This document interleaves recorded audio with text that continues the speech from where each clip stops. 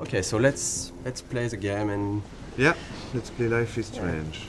So this is the very beginning of the game. I think this is one of the very difficult sequence of the beginning of the production because this is the first time the player will see what the game looks like and will be inside the story. So we got a lot of discussion about this one and a lot of discussion about the shots, how we are going to present Mac's character. The important, as this is a video game, is the player to know where he has to go and the objective of each scene. This scene is a link to the end of the game, of course, and it's also to close the loop and begin with this scene. And when you know the end of the game was something we really wanted to have, so we can see all the FX, and we've got one FX artist, very talented, Thomas. Here you can see a lot of his work, all the particles, the tornado. We took a lot of time to work on this tornado because when you're working on an episodic game, it's important to still hook the player from episode 1. So that's the kind of discussion we had about the rhythm, to when should we put something that has a bit more impact and that feels something that shows the player that there is something bigger. So this introduction was a bit like that. We wanted in Life is Strange the player to always know what Max is knowing and to just be with her. At this moment, Max doesn't know where she is and the player doesn't know it either.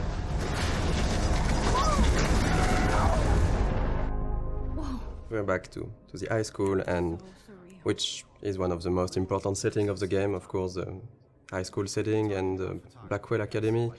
High school is something where the player will feel comfortable because he knows it, but the transition from the cliff to there is the twist of having something really different, and that should hook the player to say, oh, it's not just a teen story, there is more to it. And then, of course, we can go much over than that and twist it and change the characters. But it was an interesting starting point creatively. This kind of introduction is really important because in one sequence with some shots you have to discover all the different characters, the main ones, so you will see of course Jefferson, Kate and Victoria. And it was quite hard to decide between not showing too much, to not break the idea of the game, to not be too big compared to what the game would be after. There is a lot of themes of big ideas on the game, and of course photography is one of it, because photography is still a way to look back to the past. It's linked to the theme of rewind and time manipulation and nostalgia, and that's one of the reasons why Max came back to Arcadia Bay to attend this photography class. I think for the player to be like Max back in this town when she don't know everyone, but you've got to respect the schedule. It's really, as a player, something great to discover. Also, the lighting was really important in this scene to break the cliff ambience by this sunny atmosphere and all this light coming from the windows. And maybe we decided to have a private high school rather than just a regular high school for the photography course. But it was also to be able to have less students because we wanted the story to be a bit more intimate. We didn't want it to be like this huge high school with so many students. But based on what the player is doing, you can really learn more about them and see that they're actually not just the stereotype and the archetype you would think they are. This is still a perfect example of how episodic is hard, because if you look closely at this poster, there is a mistake on it. It says that the exhibition takes place in the De Young Museum of Art, when actually it's not that in episode 5, it's the Zeitgeist Gallery. We have a really great community, thank you guys. And people found out this mistake, and yes, it is a mistake. It's when in episode 5 we found out that we couldn't be a museum, it was too big, so it has to be an art gallery, so we changed the name, and yes, there is a mistake like this in episode 1. How cute I looked yet. I was about to. Welcome to the real world. We really wanted to have this feeling of being part of a whole high school. So it means a lot of people, it means bullying, it means difficulties when you're a teenager in this kind of world. And showing the different cliques and different kind of teenager. I think a lot of players love this introduction. The use of music here is really important.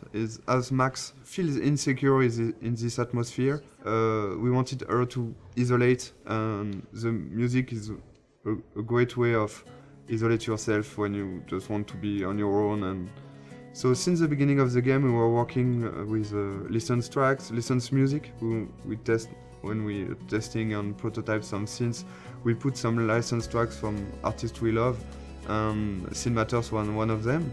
And when we ask Jonathan Morali, who is the lead of Scene Matters, if it's possible to use his music, he's a gamer, so it was really happy to have this new experience, and for us it's just incredible to work with him. And this quite of editing is really difficult to do, because you have to choose the important moment in a song and to choose the right images. Because our writer Jean-Luc has written many scenes built around music. The edit is based on the music. It's not the other way. The music is really important in the game. It explains a lot about the characters, because the choice of the music, the choice of the artist means a lot. For example, Chloe won't listen to the same artist as Max. For the anecdote, for this guitar part, we asked the lead singer of Scene Matters to take his guitar and to play on top of Gonzalez's song in a clumsy way, to be sure that it would be like Max playing guitar.